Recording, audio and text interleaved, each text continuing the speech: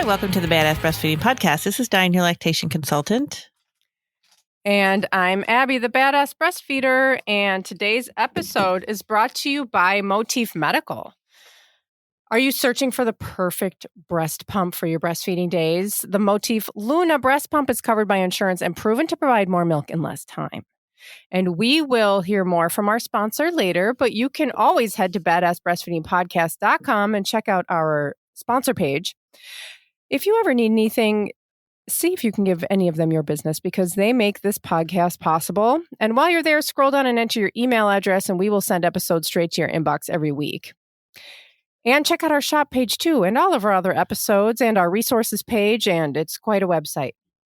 You'll be blown away at how websitey it is. Let's see. So we are also on Patreon, and we hope that you will join us there. We have a lot of people over here now. We have our newest one who just came in is Meredith K. Thank you for joining us. You're missing out. You really are. We're having a ball. If you're not already there, if you're already there, then shout out to the patrons. We have lots of extra episodes and mini episode demos. We have Zoom hangouts that are really fun. Our Revolution Parenting episodes are going up there. So just scroll down under this episode, wherever you're listening from, and check out the top link will be the link to Patreon, where you can check out the different tiers. And we are also holding our ongoing giveaway for people who leave reviews around the internet. Send a screenshot and your address to badassbreastfeedingpodcast@gmail.com, and we will send you a goodie bag of stickers and thank you for nursing in public cards. So do it. We're sending out lots and lots of goodie bags. I should say Dianne is. I send her lots of addresses and she does the work. I do send a lot of them out. Yeah. It's cool. I feel like it's like there's a new wave. Fun. Yeah. Like people are really doing it. So come on, you could be one of those bags. Could be for you. And what else do I have to say? I don't know. That's all. I think Dianne has our review of the week. Yeah. Let's move on to that. I've breastfed 3 babies and I'm still learning from these 2. Plus, they're fun to listen to. I suggest it to every pregnant person who is planning to breastfeed that I know. So it's short and sweet, but thank you. And I certainly hope that you got my goodie bag because I sent it to you.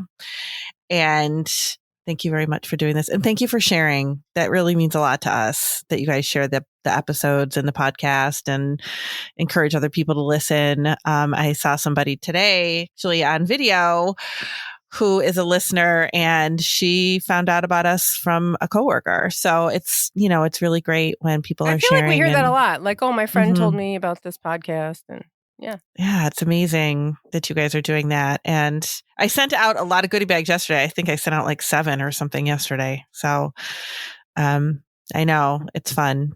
They're getting to know me at the post office. So it's like, Here I am again. Yeah. With all this stuff. Do you have like because when I go to the post office, I have the like Badass Breastfeeder return address labels. And they always like giggle at it. They're like, oh dude, Badass Breastfeeder. That's funny. No, I should get some of that. Yeah. It'd be fun. Yeah. It always takes people back. Oh, I know. But then one time at the post office, I got into a whole conversation with the person who was helping me, and she was pregnant and she was going to have a baby. And I was like, oh my God, here's like some stuff you can like, if you, need any help or whatever. It's fantastic. Oh yeah. I haven't come across that yet at the post office. I did get a lesson on how to take care of curly hair yesterday. Oh. Even though I don't have curly hair. Oh. We did get into a conversation about it because she had curly hair. Oh, well, it's a thing. It's different. Yeah. So I got a whole lesson about that. So post office can definitely be an insightful trip. So thank you all for sharing that with me as well. Because when I send out your things. Around. Yeah. Lots of people waiting. So it's all good stuff. Yeah. And today, since you're tuning in, we'll talk about the post office the whole time? I know. We could. I could probably talk about the post office the entire time that we are here. I guess we'll talk about breast milk. I know. And we're going to talk about high lipase activity in your breast milk and what that means, what it is, what can you do about it. And I think a couple of people maybe have asked us to do this episode, and we were a little resistant because, not that we're resistant, but is this interesting to people? Like, are people interested in this? Because it doesn't happen to everybody. But I guess it's important to just have the information just in case, right? Like, I mean, just in case yeah, something because like a this lot of people happens. ask about it, and then I'm like, well, here's a link to Kelly Mom about it. But I mean, I don't know. Yeah, I don't know if I know it doesn't happen to a lot of people. It's, if you're out there having conversations about breastfeeding and trying to help people, and people are like, my baby just won't take my breast milk, and it's like, well, try a different bottle, try this, try that. I'm like, maybe people don't know that this is possibly one of the issues. Yeah. And that's a good point to bring up, that if your baby's not taking a bottle, it might not be the milk itself. So you have to taste it. You do have to taste it to find out, is it really your milk? Or is it that the baby's just refusing a bottle? Because your baby could just be refusing a bottle. So that's like the first thing to figure out too, is, okay, You should is my taste baby your breast milk anyway. Yeah, you should. I feel like you should. Just because your baby's drinking it and your body made it. It's cool. Taste it. Yeah. And I think quite a lot of people do. Do you ever have anybody that's like, ew, I don't want to taste my milk? I'm sure. Yeah. Yeah. I mean, I will be honest. Like, I didn't one time. Okay. So I started off as parenting as the super crunchy lady, and was like all natural, everything. And so one time I had a sore throat. And so hold on to your seats, people. I dripped the breast milk up my nose so it would go down my throat. Oh. Like waterboarding. Oh my God. I swear to God, it worked. It was really weird. It really did work. But anyway, yeah, you taste it. And then another time here in Chicago, we have a friend who owns a ice cream shop. And she invited us all off hours to go there, and she made ice cream out of each one of our individual milk. Oh my God, get out. Yeah. And everybody was just especially my friend, another one of my friend who is just all about it. She really would just take if I pumped a container of breast milk and gave it to her, she would just have it on her table and she'd drink the whole thing. Oh my God. I don't know. I just couldn't I think it's just a stupid psychological thing because people drink cow's milk, but it's just a weird thing in our culture. It's a psychological thing for sure. It totally is. It totally is. Mm-hmm. And she doesn't have that. She would drink it no problem. And so I was eating this ice cream and I was like, I don't know. It doesn't really taste good to me. And she comes up and takes a big scoop of mine and eats it. And she goes, I wonder if it's a lipase thing. And I was like, oh, that's interesting. But I never had to deal with it, because we weren't. You didn't pump. Yeah, I didn't pump. I just quit my job, which obviously has its other problems. But yeah, that was the first time, or not the first time, I guess. But that was one of the times that anyway. Interesting. I feel like this is a long tangent of people. Doesn't everybody taste their breast milk? No, but that's really interesting. That maybe it could have been a lipase thing if your ice cream didn't taste good. Yeah. Yeah, I don't know. That's really interesting. I didn't try anybody else's, again, because it was just a psychological thing for me. I remember reading an article one time. Somebody had written, I don't remember if it was a blog or an article or something, about being in, I think it was Malaysia, and said that they just had the milk on the table. Yeah, I remember you saying that. Yeah. They're like, this is a food. Why aren't we eating it? It's food. Well, we certainly don't think anything of having a container of cow's milk on our kitchen table. Right. And that's weird when you think about it. That is fucking weird. We're all psychologically got issues. But we're all raised in this culture. It's you can't help but have these, views on things. Even when you question it, you still have that feeling inside. I had a colleague, this was just in the last couple of years, who he's an ENT PA. So I used to send a lot of babies to him for tongue tie release, and we ended up being friends. And he had two little kids. He has two little kids. And his wife was breastfeeding and she got COVID. She was a physician. She got COVID. And it was in the beginning of COVID. So she was staying somewhere else. She was staying like at a friend's house or something like that. And she would drop off milk every day for the baby. And he was really sick. My friend, he was really sick, but he was taking care of the two kids because he had something. He hadn't tested positive, but he had something, like still very sick. So he's like, fuck it. I just drank her milk. Like he gave what the baby needed. Obviously, he wasn't like taking from the baby. Yeah, but he was also drinking the breast milk because he knew it had the antibodies in it too. Right. So he was like, I just drank the breast milk. No, I don't care. I didn't care. I was like, good for you. Because it did have the antibodies in it. Yeah. So. But we're going to talk about lipase. So kind of. But then I guess, sometimes you taste it and you're like, I don't know. Is that what it's supposed to taste like? So, and everybody's milk is going to taste different, right? Yeah. Because culturally, everybody eats different things. Right. But what they say about the high lipase milk is that it tastes bad. Like, you'll know, like it tastes soapy or it tastes like metallic or like kind of vomitish, like it just tastes really bad. That was one of the descriptions. I've heard metallic. I've heard soapy. Yeah, I've heard vomit. Tastes like vomit. God. Like just tastes bad. I know. No, give it to your baby. Yeah. Why won't you take this? I know, right? So if your baby is not taking a bottle, that's one of the first things to do is like taste your milk. Is it your milk?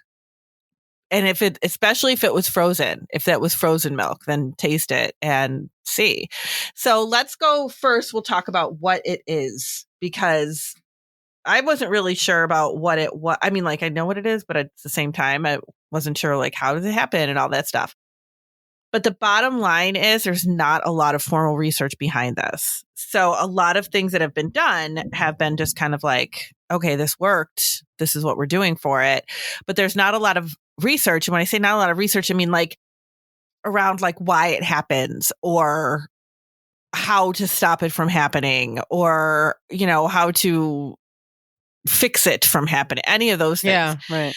But what it is, lipase is in your milk and it's normal. Like everybody's got lipase in their milk. Everybody. It's a normal process of having it in your milk. It's in everybody's breast milk and it helps your baby digest the fat that's in the milk. So it is necessary to have it and it's supposed to be there. But what is happening is that it's lipase activity. So it's not that you have excess lipase. And I think that's what people think is that like, oh, I've got too much lipase. I've got too much lipase, therefore it's causing this bad taste. That's not really what's going on. You have too much lipase activity. So what it's doing is that it's breaking down the fats before it can actually get digested. So it's got the activity it's just working too fast, basically. You have very high functioning, I got to be the best lipase milk. That's what's happening with your milk. It's just functioning too quickly, faster than what you can keep up with. That's why it only really happens. It is kind of interesting. That's why it doesn't happen to the fresh milk. So if you pump a bottle and give it to your baby like within a half an hour, that's not going to happen. Most likely. I'm going to say most likely, but we're going to talk about that as we get going. But if you freezing it kind of works things along the way. So what can kind of happen is when you freeze it, that's when you notice it. Like then you take it out, you defrost it, you get it ready to go. And all of a sudden your baby's like not taking his bottle. It's like, what's going on? The baby's fine. That's why it doesn't happen with fresh milk that you're nursing, because when your baby's just taking the milk from the breast, that's not happening. Everything is natural. And one of the things I read, which I thought was so interesting, I'll have to see if I can find it like when we go to a break, because I love the way it was worded, was, we aren't really meant to do all these extra things, right? Like breastfeeding was meant to be breastfeeding. And now we've got all these other things involved, like pumping and freezing and storing and all of that stuff. And now we're finding out, okay, sometimes there can be a problem with these things, but that was never supposed to be part of the process. Like naturally, it wasn't supposed to be part of the process. I don't know if that makes sense. Yeah, but it does. Yeah. So basically, I mean, it does now to me. we know. What's that? It does to you. It does to me. I mean, like, it's not like your body doesn't plan for like pumping milk and freezing it. Exactly. Oh, here it is right here. Breast milk is wonderful. It's natural. However, when we pump and store our milk, we are actually doing a very unnatural thing. Breast milk isn't designed to be pumped, cooled, refrigerated, or frozen. It isn't naturally intended to be stored for later. It shouldn't be too shocking that we run into issues with storing breast milk. And I think that's really interesting because I never really thought about it like that before. Yeah. But it's true, right? Like, it's kind of true. Makes perfect sense. Yeah. All right. So let's take a break and then we'll talk about like what we have to do with our milk. All right. We will be right back. Are you in search of the perfect breast pump for your breastfeeding days? The Motif Luna breast pump is covered by insurance and proven to provide more milk in less time. The Motif Luna is lightweight, sleek, quiet, and customizable so you can quickly find what works best for you and your baby. The Luna also features a backlit LCD screen, built-in nightlight, closed system, quiet motor, and auto shutoff. And the battery-powered model gives you even more freedom and flexibility with a rechargeable battery that lasts over 2 hours. In a third-party study, 5 out of 6 moms reported more milk in less time than the leading pump brands. The expression mode works to express milk from the breast as efficiently as possible, while the massage mode would stimulate letdown by mimicking baby's natural nursing pattern. Get ready to make your pumping days easier with the Motif Luna. Head to Motif Medical, that's MOTIF Medical, and use promo code BADASS for 15% off of your purchase. And today's sponsors and the promo codes can be found in our show notes under this episode, wherever you're listening from. And also over at Badass Breastfeeding Podcast. At badassbreastfeedingpodcast.com, you'll find all of our other episodes and information about scheduling your very own one-on-one online lactation consultation with Dianne. Oh. So freezing your milk does not stop the lipase activity, but it does slow it down. That is why your frozen milk is going to end up like tasting bad. So a lot of people that I know of that have had this problem, and honestly, I don't see it that often. It's something that comes around every now and again. Somebody will say, oh, I think I've got this high lipase thing. And we say, oh, scald your milk, whatever, because we know that scalding it will stop that process. Mm-hmm. But you might not have to do that depending on when your milk starts to go bad and when you plan to use it. So it's kind of interesting, the breakdown of it. So what you would need to do if you want to go to this, if you want to do this, if you have found that your milk tastes bad, you take frozen milk out, tastes bad. You're like, what the heck now? What do I do with it now? What am I supposed to do? If you already have frozen milk, like say you've got, several ounces already frozen in the freezer, there's nothing you can do about it. You can't scald it after the fact. You can only scald it prior to. It's just not going to work? Nope, just not going to work. So then what do you do with that milk? Right? Like, what do you do with it? Yeah. You have a couple different options. If you have a lot of milk, like a lot, you could see if you could donate it. See if you could donate it to a milk bank, because a lot of milk that gets donated with a milk bank, a lot of that milk goes to NICUs for babies that are being tube fed. So it won't make a difference. Oh. So you could always see if you can donate it to a milk bank for something like that. You can mix it with fresh milk. You can do that. You can mix it with the fresh milk and see if that is better. You could use it in food. If depending on how much milk you have, you can do, you can mix it in your baby's food when they get to start eating solids.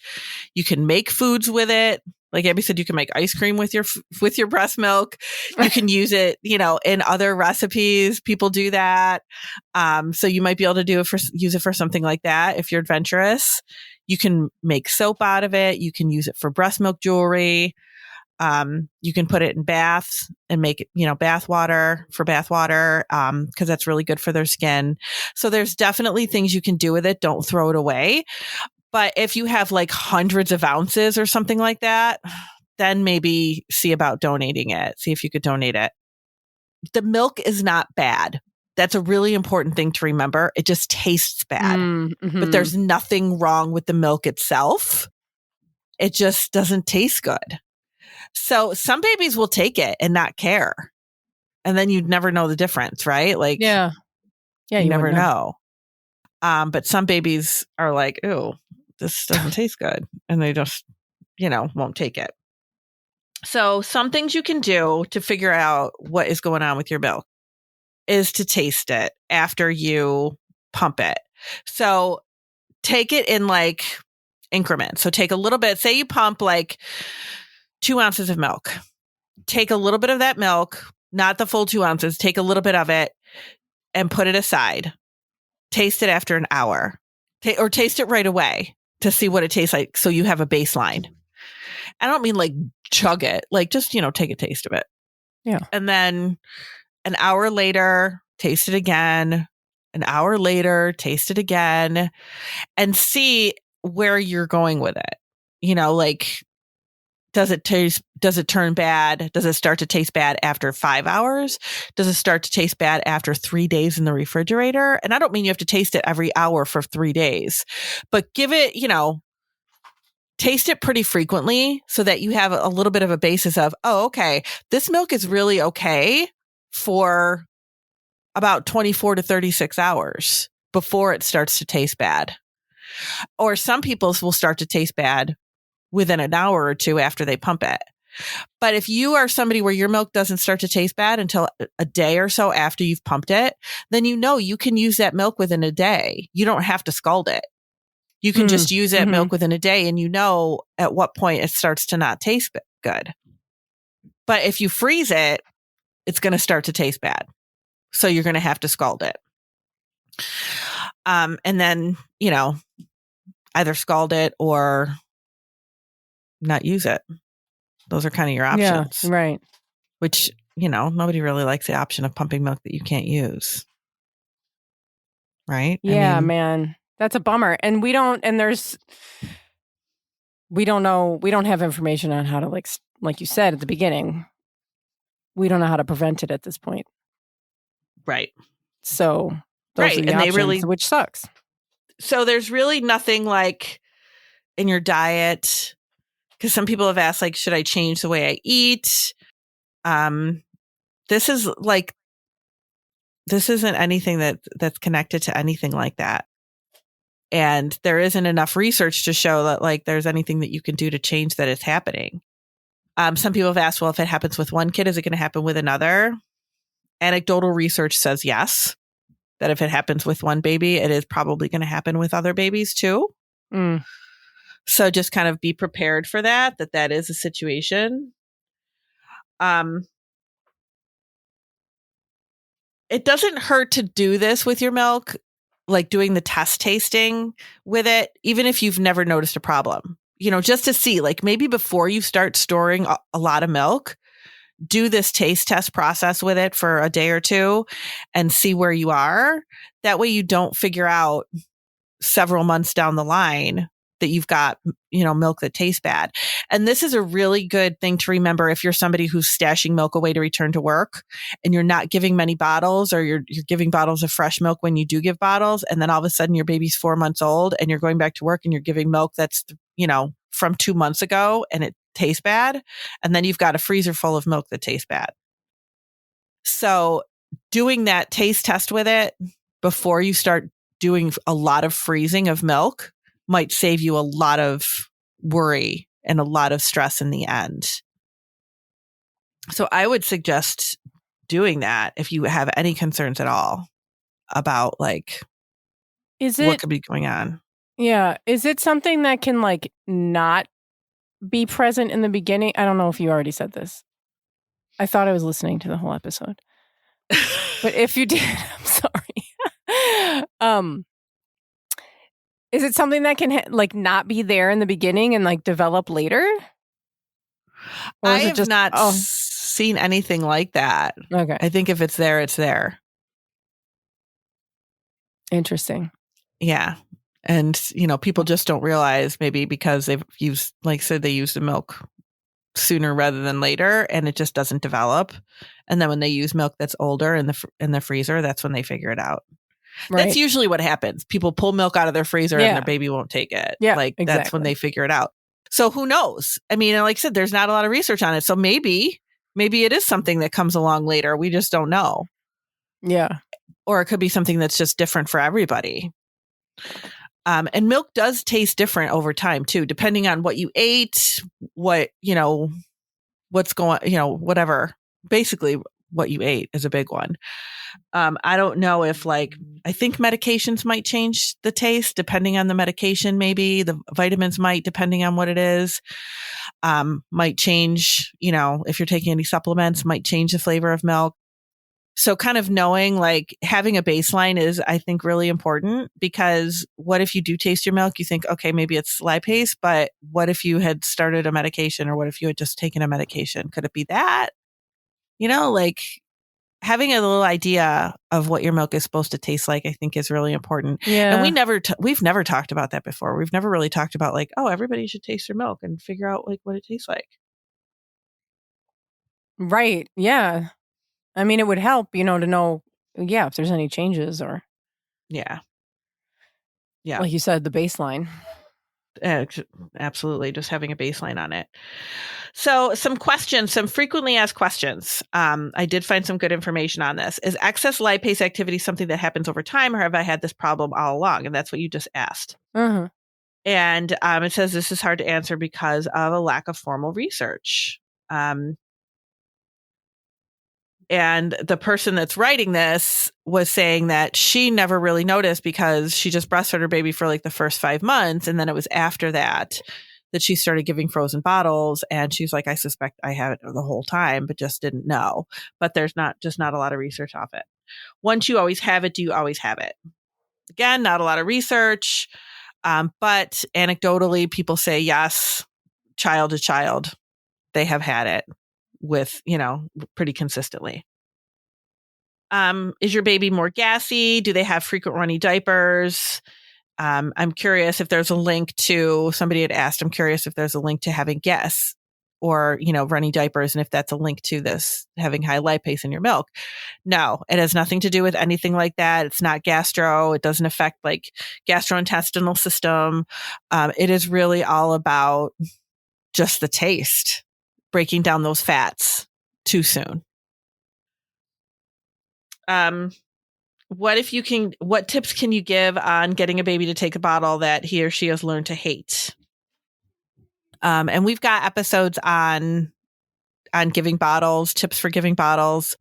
Again, really make sure, you might have to see a lactation consultant about this, but if your baby is not taking a bottle, it might be that they're having trouble taking the bottle. It might not be the milk itself. So don't always jump to the fact that, oh, my baby's not taking a bottle, I must have high lipase in my milk. Don't just jump to that. It really could be a bottle preference type of thing. So kind of knowing. And if your baby is older and you're just trying to start bottles with a baby that's 5 months, they really might not do it for you. They might, have that preference where they don't want to. Don't forget, babies have an involuntary reflex of suck and swallow for about the first 3 months of their life. That if you put that bottle in, most likely they will take it, or they'll try to take it, because they don't have any way to not do that. It's just a reflex. That sucking reflex is involuntary.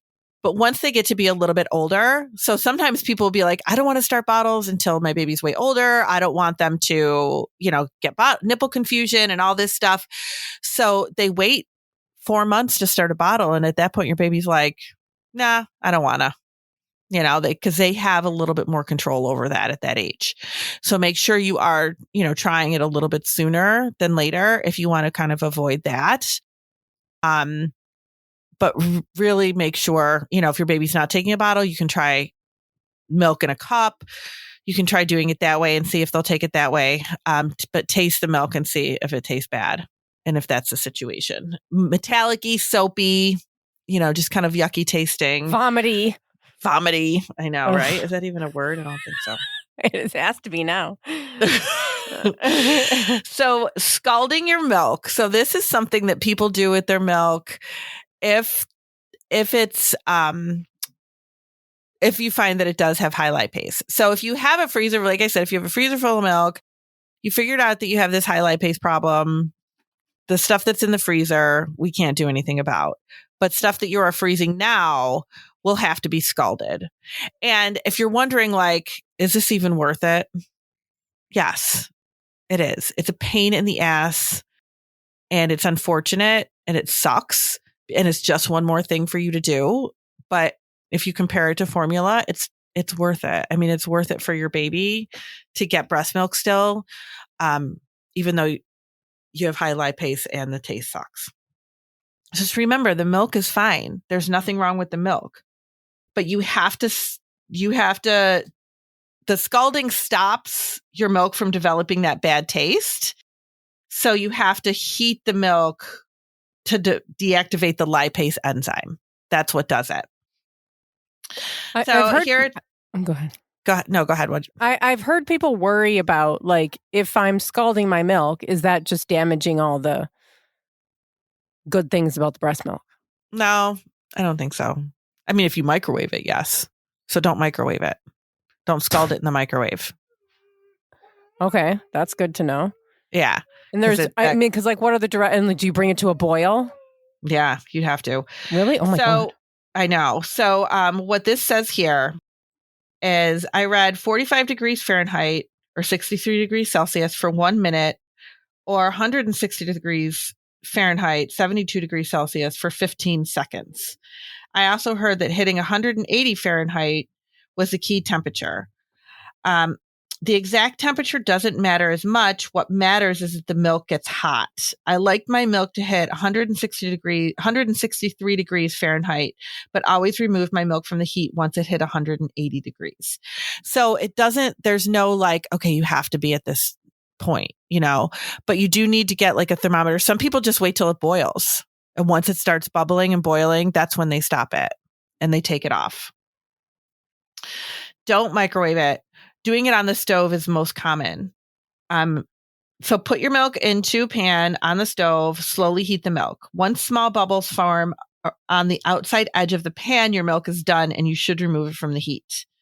Do not boil the milk. I know I just said like some people wait until it boils. Don't boil it. You just want the little small bubbles around the outside. Yeah, don't boil your milk. Cool it by transferring it to a sealed container and placing it into an ice water bath. So you're putting it in the pan, you're letting bubbles form around it, you're letting it get hot enough that it's forming bubbles. If you want to get a thermometer, you can do a thermometer and test it, get it to like 160 degrees and make sure it's hot, and then take it out, put it into a container. It can be plastic or glass, whichever you prefer, doesn't matter, and stick it in an ice bath. The one thing that does kind of make this a pain in the butt is that you need to watch it, because you're not supposed to let it boil and get scalded like that. But you're going to have to just stand and watch it. So it's not like you can just like turn it up and then like go watch TV or something like that. Not that that's what everybody's doing with their life, but you can't just like, it's easy to get distracted is what I'm going to say. Yes. So that's, one of the things that kind of, makes it a little bit difficult. But you can monitor the temperature with a thermometer. Boiling is 212 degrees. That is milk that is boiling. So you don't want it to get to that point. But the bubbles is about around 180. So just let it bubble a little bit around the edges. Don't let it like come to a full rolling boil like you're making fudge or something like that. Like you're making candy. Or pasta. Yeah. Don't let it get to that. Don't let it get to that point. It sounds to me like it would be easier to do it in like large batches. Yeah. Can you gather your milk in the fridge and then just do like a batch every few days or something? Oh, absolutely. Yeah. You can absolutely do that. Just as long as you do it before you need to freeze it. Yeah. Okay. Yeah, can you freeze it afterwards? I don't know if you already said that. You can freeze it afterwards. Once you cool it, you can freeze it. Okay. Yeah, that's why you put it in the milk bath or whatever, so that it cools, not the milk bath, in the ice bath.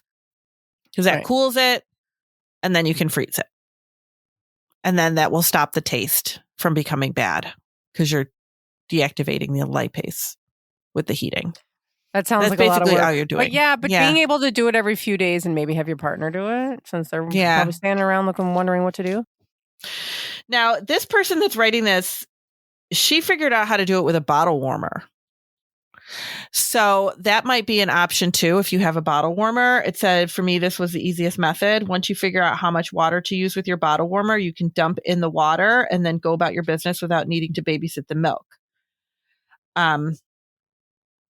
So all she did was got the bottle warmer, digital thermometer, and then had, her jars, either plastic or glass, that she put the milk into, and her ice bath. Bottle warmers are normally used to safely and gently warm bottles before giving them to a baby to drink. They work by rapidly heating water to a boil. So the key to using a bottle warmer to scald your milk is figuring out how much water you need. A bottle warmer will continue to boil and steam the water until it's gone. For a normal bottle, you only need a little bit of water to get the bottle to the correct temperature. However, when you are trying to scald your milk, you need more water to get the milk to that higher temperature. How many ounces of milk you are scalding, the more milk your scalding will require more water. The container you are using to hold the milk, plastic requires more water than glass. Tall and skinny containers require more water than short and wide containers. The starting temperature of the milk, cold milk will require more water. So if you're scalding it after it's been in the fridge for several days, then it's going to be colder. You're going to need more water. The hotter you want it, the more water you will need. How hot do you actually want your milk to get? The hotter you want it, the more water you need. I feel like this is a lot of work. She said once she figured out how much water she needed, then it was easy.